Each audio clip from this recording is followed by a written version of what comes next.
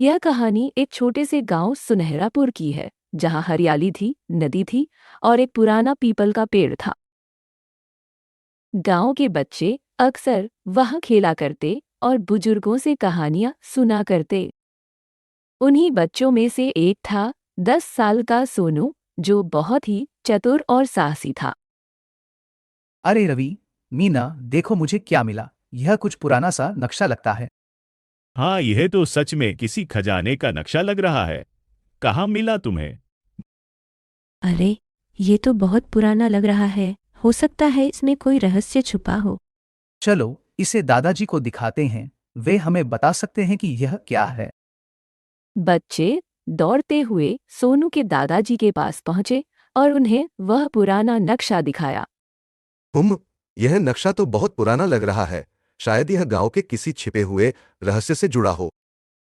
दादाजी, क्या हम इस नक्शे के अनुसार खजाने की खोज कर सकते हैं?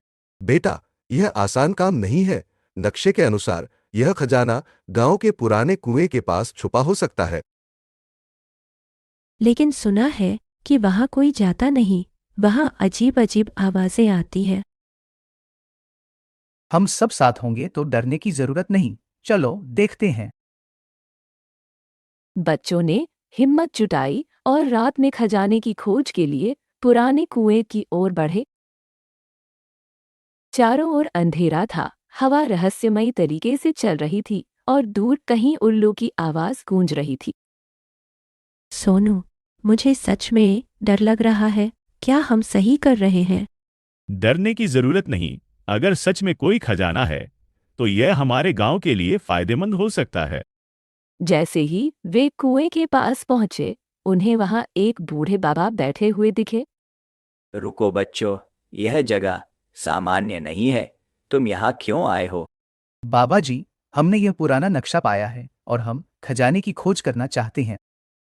बेटा, यह खजाना लालचियों के लिए नहीं है। यह सिर्फ उन्हीं को मिलेगा जो इसे अच्छे कार्यों के लिए उपयोग करेंगे। बाबा जी, हम यह खजाना गांव की भलाई के लिए इस्तेमाल करना चाहते हैं। बाबा ने बच्चों की बात सुनी और मुस्कुराते हुए एक जगह इशारा किया। बच्चे वहां खुदाई करने लगे और कुछ देर बाद उन्हें एक लकड़ी का संदूक मिला। मिल गया, हमें खजाना मिल गया। Gardenia. Wanneer kan wel door de apparwaar. Jante hoejonte. Alle haraber kan je. जब बच्चों ने संदूक खोला तो उनकी आंखें हैरानी से फैल गई। उसमें सोने चांदी के गहने नहीं थे, बल्कि बहुत सारी पुरानी किताबें और एक पत्र था। सच्चा खजाना धन नहीं, बल्कि ज्ञान है। जो इस खजाने को पाएगा, उसे इसे पूरे गांव की भलाई के लिए उपयोग करना होगा। यह तो बहुत अच्छी बात है। हम इन किताबों से गांव के बच्चों के लिए एक लाइब्रेरी बना सकते हैं। हाँ, और बाबा जी सही कह रहे थे। असली खजाना तो ज्ञान ही है। बच्चों ने वह किताबें गांव के स्कूल को दे दी और वहां एक लाइब्रेरी बनवा दी। अब गांव के सभी बच्चे पढ़ सकते थे और गांव के लोग बहुत खुश हुए। तुम बच्चों ने बहुत अच्छा किया। यही असली खजाना है। अब हमारा गांव और ज्यादा शिक्षित और समृद्ध बनेगा। येऊ, मियाउन क्रेमा कोली। इस तरह सोनू और उसके दोस्तों ने साबित किया कि असली खजाना सोने चांदी में नहीं, बल्कि शिक्षा और ज्ञान में होता है। सच्चा खजाना धन नहीं, बल्कि ज्ञान और नेक काम है। गंगापुर गांव में रामनाथ नाम का एक समझदार और न्यायप्रिय मुखिया।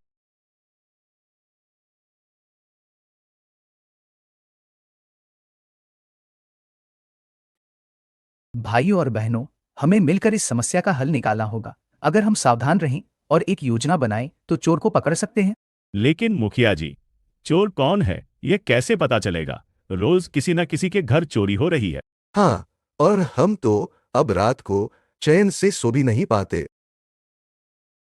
मुखिया रामनाथ ने सोचा कि अगर गांव के लोग मिलकर पहरा दें, तो चोर को पकड़ा जा सकता है। हमें बारी बारी से पहरा देना होगा। जो भी कुछ संदिग्ध देखे, तुरंत सूचना देगा। सही बात है मुखिया जी। मैं आज रात पहला पहरा दूंगा। अगले कुछ रातों तक गांव वाले पहरा देते रहे। एक रात श्याम ने देखा कि एक अजनबी आदमी चुपके चुपके किसी के घर में घुस रहा था। अरे, कौन हो तुम? रुक जाओ। हिचकिए रे। श्याम ने शोर मचाया, जिससे गांव वाले जाग गए और उस आदमी को पकड़ लिया। बताओ, तुम कौन हो और गांव में चोरी क्यों कर रहे थे? मैं एक मजदूर हूं। काम नहीं मिला तो मजबूरी में चोरी करने लगा। इसको पुलिस के हवाले कर देना चाहिए। मुखिया जी, मैं तो मार्ग करानियों ना केंके कानी। रामनाथ ने सोचा कि अगर इस आदमी को सही रास्ता दिखाया जाए तो वह सुधर सकता है। गलत रास्ता चुनना किसी समस्या का हल नहीं है, रवि। अगर तुम सच में काम करना चाहते हो तो हम तुम्हें गांव में रोजगार दिला सकते हैं। सच कह रहे हैं मुखिया जी, अगर मुझे एक मौका मिले तो मैं मेहनत करने को तैयार हूं। रामनाथ ने रवि को खेतों में काम पर लगवा दिया।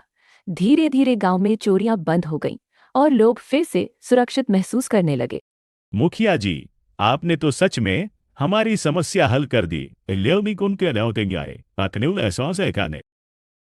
हाँ, और बिना किसी लड़ाई झगड़े के गन उन्नू को दे दरोरागो यूनुस्तर के कार्यों में और बिना कदे को ढूंढ नारिक अलानी को नादारे। यही तो सच्चे मुखिया का धर्म होता है, गांव की भलाई के लिए सोचना।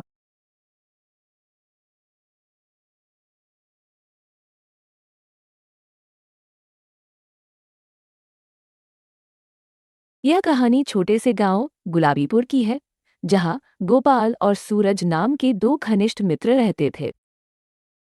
दोनों हमेशा साथ खेलते, खाते पीते और हर सुख दुख में एक दूसरे का साथ निभाते थे। सूरज, हमें हमेशा साथ रहना चाहिए, दोस्ती से बढ़कर कुछ भी नहीं। हाँ गोपाल, हम दोनों भाई जैसे हैं। कोई भी मुसीबत आए हम हमेशा एक दूसरे का साथ देंगे।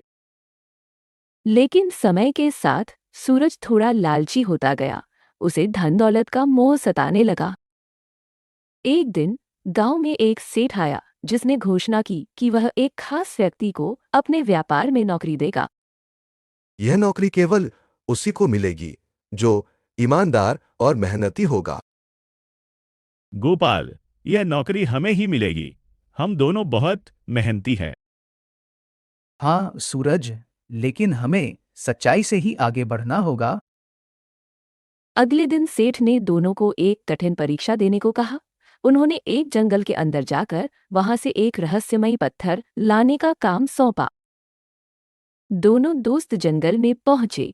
घना जंगल था, चारों ओर सन्नाटा पसरा हुआ था। गोपाल, मुझे तो डर लग रहा है। यहाँ जंगली जानवर भी हो सकते हैं। डरने की जरूरत नहीं, हम साथ हैं। चलो ध्यान से आगे बढ़ते हैं। अचानक सामने एक बड़ा गड्ढा आ गया, जिसमें एक कीमती पत्थर चमक रहा था। गोपाल, देखो, यही तो हमें चाहिए। चलो इसे उठाते हैं।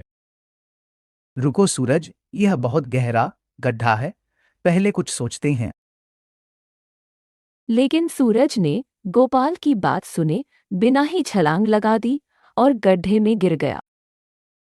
अरे, मैं गिर गया। गोपाल, मेरी मदद करो।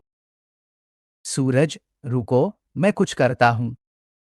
गोपाल ने अपने कपड़ों को जोड़कर एक लंबी रस्सी बनाई और सूरज को बाहर खींच लिया। धन्यवाद दोस्त, मैंने लालच में आकर तुम्हारी बात नहीं सुनी। कोई बात नहीं सूरज, सच्चा दोस्त वही होता है जो मुश्किल समय में साथ दे। दोनों दोस्त सेठ के पास पहुंचे और पूरी सच्चाई बता दी। गोपाल, तुमने अपनी ईमानदारी और दोस्ती की सच्ची परीक्षा दी है। यह नौकरी तुम्हारी है। मुझे अपनी गलती का एहसास हो गया है। आगे से मैं कभी लालच नहीं करूंगा। इस घटना के बाद सूरज ने भी मेहनत करना शुरू किया और दोनों की दोस्ती और मजबूत हो गई। सच्चा दोस्त वही होता है जो मुश्किल समय में साथ दे, ना कि लालच में आकर दोस्ती भूल जाए।